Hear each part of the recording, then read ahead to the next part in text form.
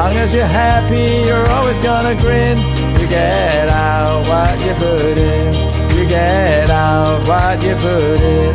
Never gonna lose, never gonna win. Long as you're happy, you're always gonna grin. You get out what you put in. You get out what you put in.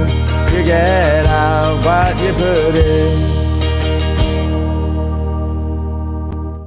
And the crowd are going wild. We got Simon Chaplin in the house. Hello. Hello, Ashley. Good afternoon. Good afternoon. It is afternoon. But we haven't had any lunch, so it's not afternoon, surely. Well, technically, it's time for a beer, perhaps. But we are going down the pub for a boozy lunch straight afterwards, aren't we? Yes.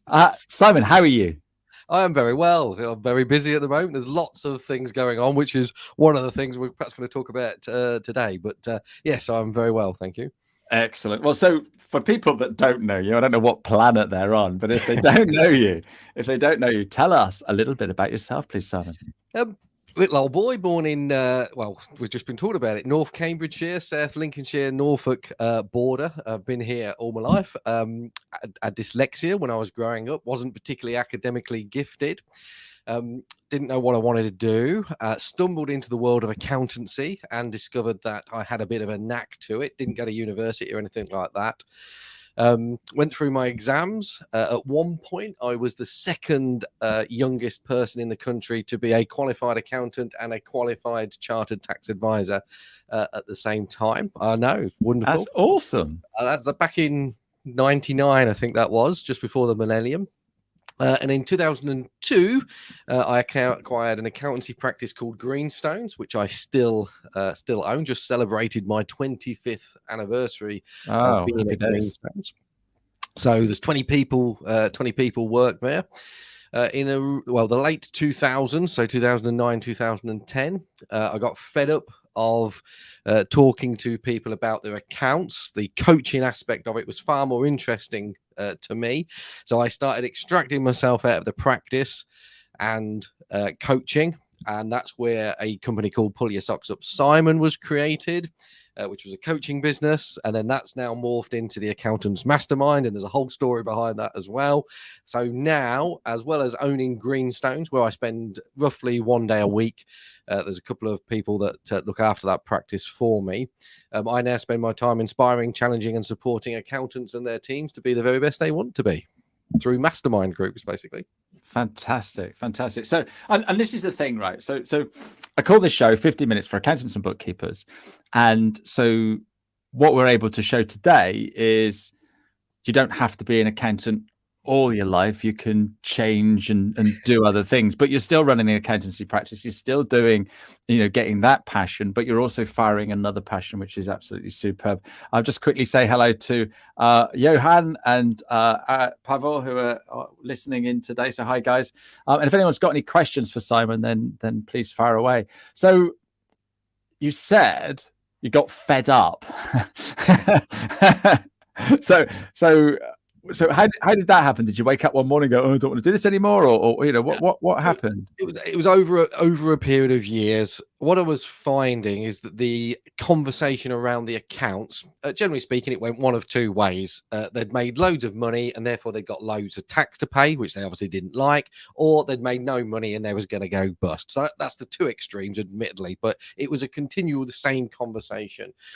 At the time, there was stuff going on outside of work in my personal life. I got very much into personal development.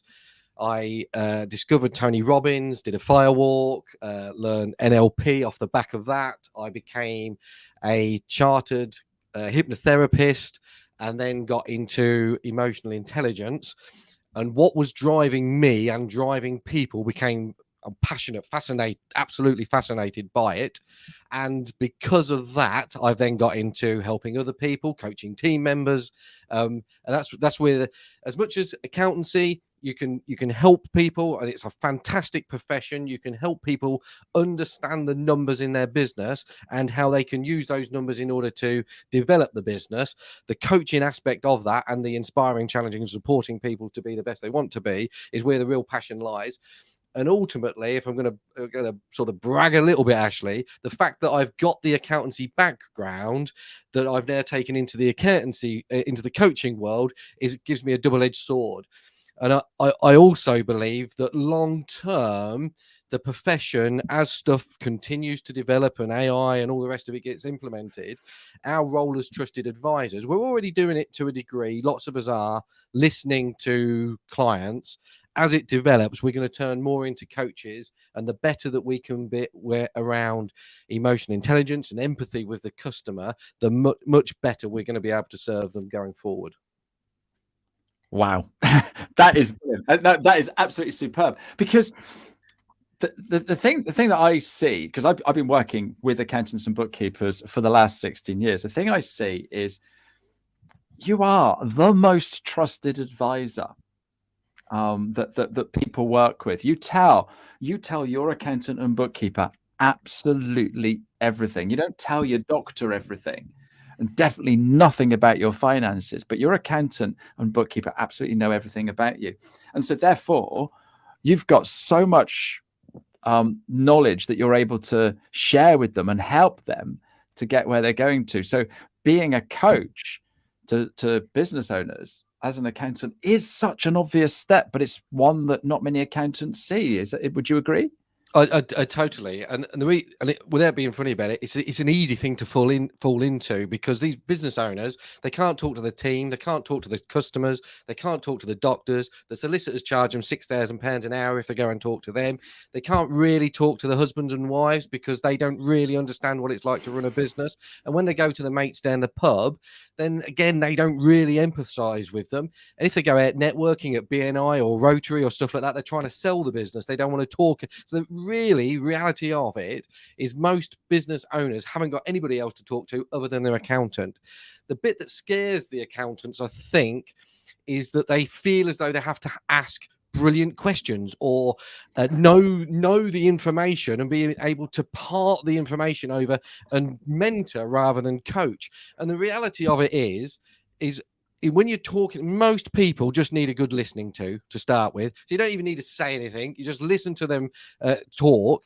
And secondly, most people just need permission to act. So you might have 10 conversations with customers. 9 times out of 10, you're just giving them permission. They're talking through the problem and then they're acting. Every now and again, you have to stop them from doing something stupid. And if it's something stupid, it's got lights on it, flashing, etc., etc. And all you've got to do is point out the obvious.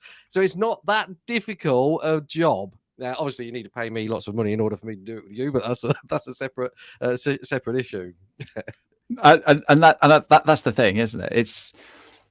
And this is why I like coaching, because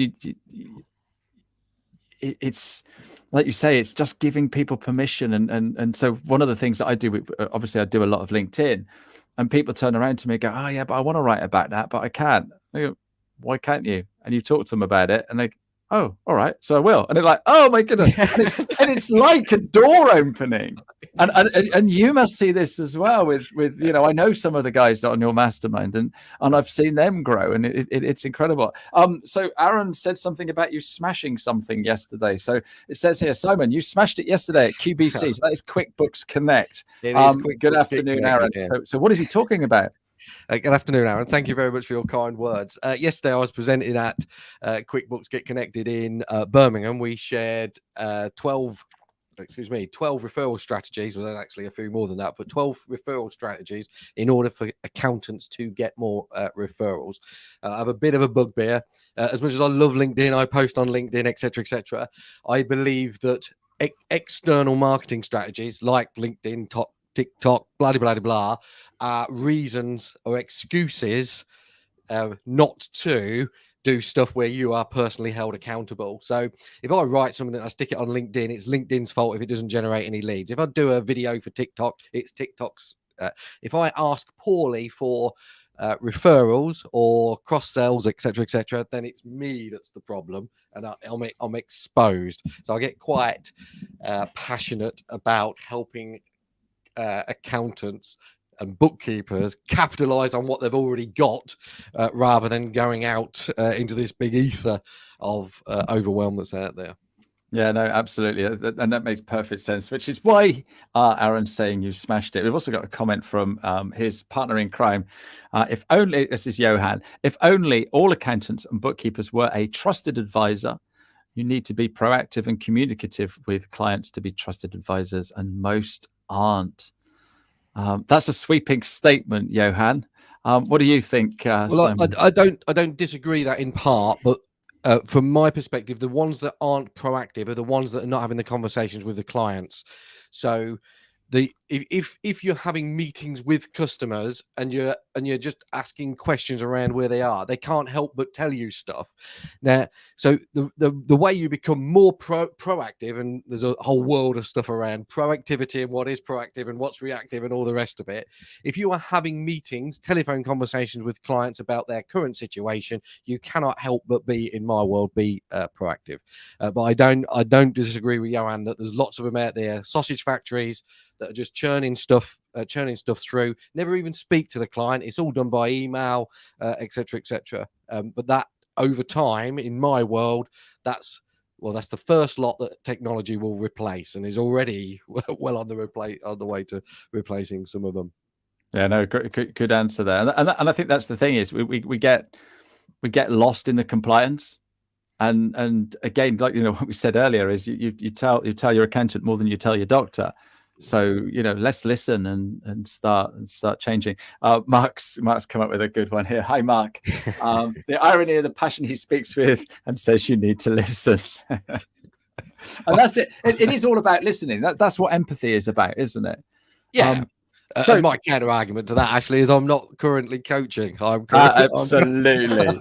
Absolutely. This is a talk show. This is a podcast. We want you to talk. Gosh, it would be terrible if all you did was listen there, wouldn't it? So I want to know about this firewalk. How did you get into Tony Robbins, Simon? Well, again, that's a long story. It involved. We've got 15 minutes. It involves my late mother getting divorced. And off the back of that, she got a ticket to go to see Tony Robbins, and she didn't have anybody to go with, and I was nuts enough to go, not knowing anything about it, really knowing anything about it. And on the Friday, I rocked up, and there was a big hangar at the Excel Centre, loads of screaming people, whooping and all that sort of stuff. Very, very out of my comfort zone. Firewalk was announced, and then I thought, well, I'm here, I might as well do it if I'm going to do it. And I went through the firewalk process, learned to step up, etc., etc. And the fascination then actually became, how is he doing that? How is he communicating in such a way that he's got 3,000-4,000 people all walking across the coals? And the next 2 days, the Saturday and the Sunday, for me became about working out what he was doing, the stagecraft, the energy, his ability to cry on demand. It was just fascinating. And as I say, that's where the NLP stuff came. And then since then, there's a chap called Sanjay Shah that I now work with, my personal coach. And I've done umpteen firewalks, but from a different energy than that first firewalk with Tony. So the energy with Tony was all about courage and being brave and being courageous. Now with Sanjay, it's more about being in love and being at peace with yourself and what it is that you're doing, and it carries a different there's a different clarity to it. A cleansing is probably a word that I would use, and it, as I say, it comes from a much more meditative, peaceful state than that first experience with Tony back in 2006, whenever it was. All right, no, that is amazing. So you didn't even know who Tony Robbins was? I'd heard of him, but I didn't really. He was some American doing infomercials or whatever it was. You didn't think it was that guy from Baldrick, that guy Baldrick. Well, that probably crossed my mind at the time. So that's pivotal, isn't it? Isn't it funny how these things happen? Sliding doors moments. Oh, well, massively. And it's the same with how I became an accountant. Again, there's a bit of a longer story to it, but I applied. It was early 90s. I was applying for lots of jobs, couldn't get a job. The first opportunity I had, the first interview I got was with an accountancy practice. I walked in, took the interview, got offered the job. I turned the job down in the interview, came out of the office. At the time, I couldn't drive. So I got in the car with my mum. My mum said, "How did you get on?" And I said, I got the job, but I've turned it down. And with that, my mum got out of the car. She dragged me back into the office, back up to see Steve, and said, I've just been speaking to Simon and he's changed his mind. He would like that job. And I took that job on the condition that when I found a better job that paid more money, I could move jobs. That was the pact with my mum, not with the pact with Steve. And ultimately, I never found a better job. But if it wasn't for her dragging me back, then I wouldn't be probably sat here. But then there's all sorts of things to that. So. Yeah, that's I love that. So what was your thinking then? Why did you turn it down?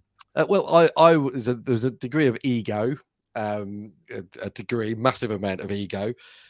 The sum of money back then was £3,000, and I thought I was worth 3 times that from a salary perspective. Mum negotiated 3,800, so I got paid 3,800 quid. The 800 quid paid for the Mini, paid for the petrol to go in the Mini to go backwards and forwards.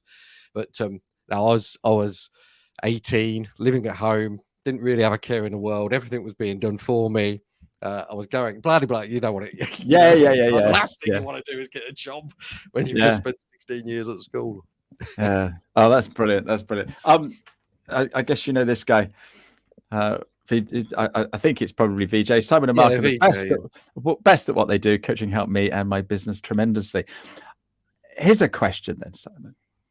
A lot of people that don't have a coach think it's woo-woo and don't bother. But people who have a coach, such as VJ, rave about it. How do you overcome that question? Oh, I don't need a coach. I've already got here. I'm doing this, and this. So what do you say to people who ask those questions? If that's their scenario, it's thank you very much. Move on. I'm not going to argue with you about that. If you are completely happy with everything that you're doing within your practice, within your business, then brilliant. Thank you very much. Move on. We have. Within the mastermind community, when we are talking, we have 3 levels. We have confirmation, information, and transformation. So your confirmation people are what you've just discussed. They have already done this, they've done that, they've tried everything. I can't do that in my world because it's going to fail. My brother did that 16 years ago and it was rubbish, or whatever rubbish they are coming up with. If that's where they're at confirmation, then they can go away in a politest manner. They can go and darken somebody else's doorsteps. I'm not interested in that. You then have the information people that are coming to gather information and assess things, and they will make some progress. And I'm delighted to work with those people because they've got the open mind and they're working towards it. And then you've got the people like VJ that go for the transformation. So they grab the courage, they look at it and go, right, this is not working for me. This is where I want it to go. In order to do that, I've got to take some action. I've got to do some stuff. I'm going to feel out of my comfort zone, and away they go. So I'm not a preacher. I'm not trying to convert anybody to any religion or anything like that. They either get it or they don't get it. I'm a lifelong learner. I'm passionate. I'm reading books constantly, listening to stuff, podcasts, etc., because I know I'm not finished. I've got years ahead of me, hopefully, in order to keep getting better, in order to do that inspiring, challenging, and supporting. That's the purpose. Love it, and you're super passionate, aren't you? So. We met Jenny. Jenny's been on my show, and so she's saying that her business and life has changed immeasurably for the better since joining the Accountants Mastermind. Only regret is it's always the same, Jenny. We never do it sooner, do we? We never do it sooner. My regret is I didn't start my own business sooner. But hey, we're here now. We're having fun and we're enjoying it. We're getting to talk to amazing people. So books. Have you got any books that you could recommend apart from your own called Banish the Bottleneck? If we're going to do that, Simon, right? Mine's better than yours because it's got a handsome man on the front. Oh, very much so, yes. Of course, yeah. Banish the Bottleneck is all about my journey from Greenstones and extracting me out of the accountancy practice in order to be able to do what I'm doing. There's some stories in there, my failures as well as my successes. If I'm picking other books, life sort of changing books, there's a great book called Drive by Dan Pink that changed the way I understand and worked with my team. There's another brilliant book called The Road Less Stupid by Keith Cunningham. Keith is quite a direct character, a direct author, but I find myself quoting him a lot. E-Myth is another one. Made to Stick by Chip and Dan here. There's thousands of things. Employee engagement, first break, call the rules is another one that I continually go back to. 5 Dysfunctions of a Team by Patrick Lencioni. I've got a problem with my team. 2 team members don't get on. Do they trust each other? Is the fundamental no? Okay, so what can we do in order to build trust? Because then we get commitment, conflict, etc., etc. Yeah, they're the ones that instantly spring to mind, actually. But I could write a book about books, I think. Well, why don't you? Why don't you? That's Why don't you? Yeah, or a blog or something like that, because we all want to read decent books. Jules has got an amazing question. What can I ask? What size does your practice have to be? Practice. What size does your practice have to be to use a business coach? You can be any size, Jules. Simon's just said that he uses a coach. I've got 2 or 3 different coaches that I use. You don't have to wait for anything to get a coach. So yeah, shout out and find out a little bit more about coaching. There's 2 of us here, eh, Simon? Very much so. And generally speaking, the size doesn't matter, despite what most people say. In my world, the only thing that really matters is the budget, whether you've got the finance in order to be able to fund the coaching. And if you want to work with somebody, certainly I would work on this basis. The first thing we do is work out what it is that you want to achieve. So get clarity over what it is that you want to achieve. And then if you haven't got the budget, then there's a conversation about how you get to the budget. So if anybody is worth, and you look at it and go, okay, well, I need to earn £20,000 a year extra or whatever. Okay, well, that's a long process. You might want to go and use somebody else in order to learn how to generate or whatever. But yeah, I'm thinking there out loud, but I've got 3 people that I'm working with at the moment. I've had one for the last, 2003, I think was the first one, Paul Shrimplin. So he's done all right, hasn't he? Yeah, that's right. This is all his fault as well. When I think about it, he's done all right. He was at Accountants, wasn't I? I saw him briefly as he was about to go on stage. So this book that you've got, how do we get hold of it, and what is it going to tell us, Simon? Oh, Banish the Bottleneck is on Amazon, or you can go to banishthebottleneck.co.uk. It is all about the process that I use to extract myself out of my accountancy practice. It's also predominantly the process that I use to coach customers. There's loads of stuff in it. There's a story about a swimming pool, and there's a story in there about the day I sacked somebody on a Friday. I sacked somebody, and on Monday they turned up to work. That's how good a job that I did sacking them on the Friday. There's a load of free gifts, templates, KPIs. Letters of expectation. There's a whole world of stuff for £9, £10, £9.95. But yeah, it's on Amazon, Audible. It's not me reading it because I didn't think people understand the Norfolk. Paperback, Kindle, hardback, etc., etc. And I'll even send you a signed copy if you buy it. Look at that. So for VJ, he's totally changed his religion. That's his Bible. So there you go. So that's great when you hear that shouted out at you. So tell me, this is happened to me again this week. Is someone has bought my book and then took a photograph of it and then put it on LinkedIn, and it just blows my mind when I see that. How do you feel when you see someone doing that with your book? It was a labor of love, actually. So I started writing this book in 2012, and it was published in 2021. So 9 years it took me to write it. This is the 3rd iteration of it. So there was 2 before it that didn't get published. It was the one thing. I've ran marathons, I've cycled, I've done all sorts of stuff. It was the one thing that I've done where there was no real finish. So, when you do a marathon, it's 26.2 miles. You know where the finishing line is. Whereas with this, you write it, you give it to somebody. They say, "Will it be better if it went with a?" So you put that in, and then you give it to somebody else. Well, this needs, and you think, okay, and it went backwards and forwards with the editor, and I found it incredibly frustrating. It's like, I've finished. I'll go and do something else. And then they'd write back and go, no, you need to do anything. And then the day the email came through when they said, well, we could keep polishing it, but we think we've polished it enough. It was like, hallelujah. That one's going to bed. And I'm moving on with the rest of my life.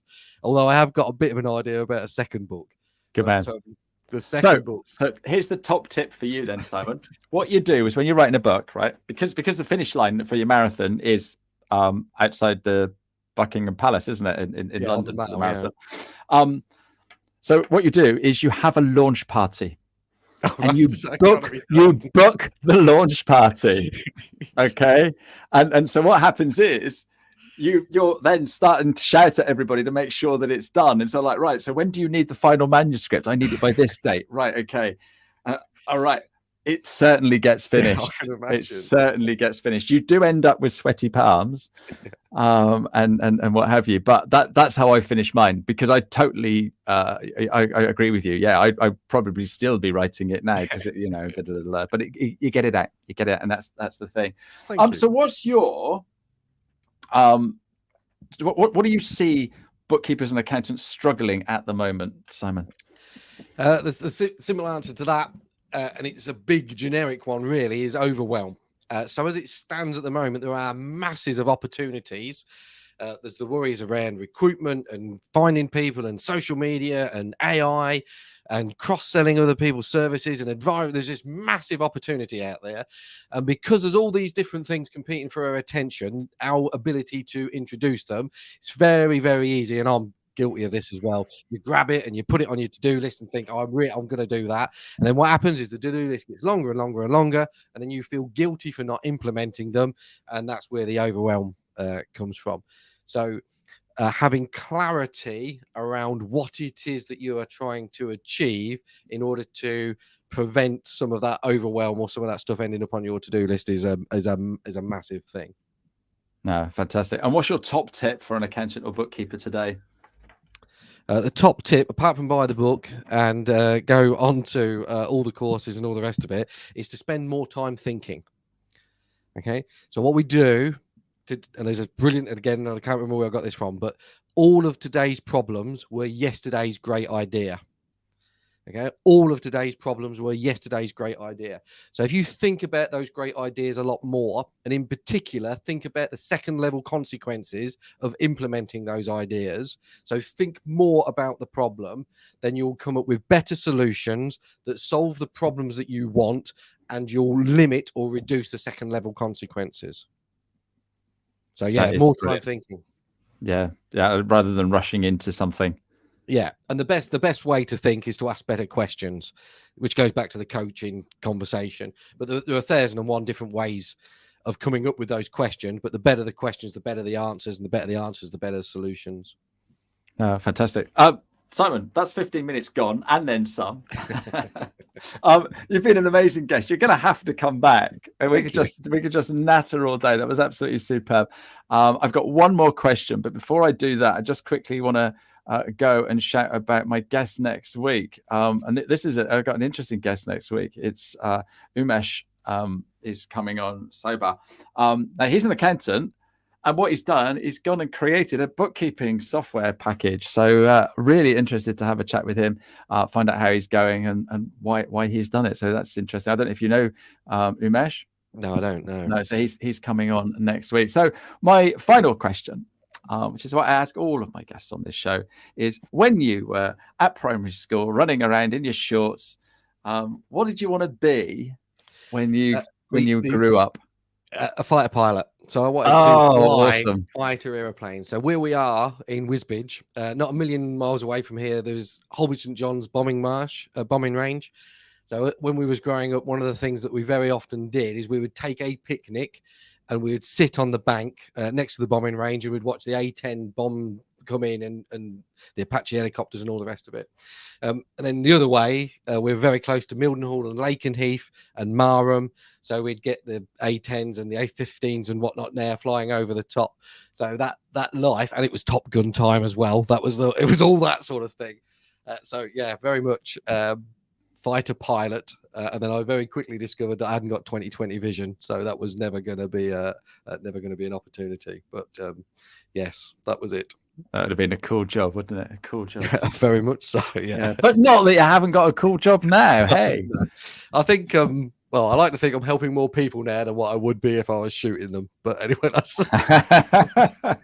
some people might contest that. great end to the show. Simon, thank you so much. Thanks for everybody for all your lovely comments, and we will see you soon, and we'll be back next week. Thank you very much indeed. Brilliant. Thank you. Bye-bye. Cheerio. You get out what you put in, never gonna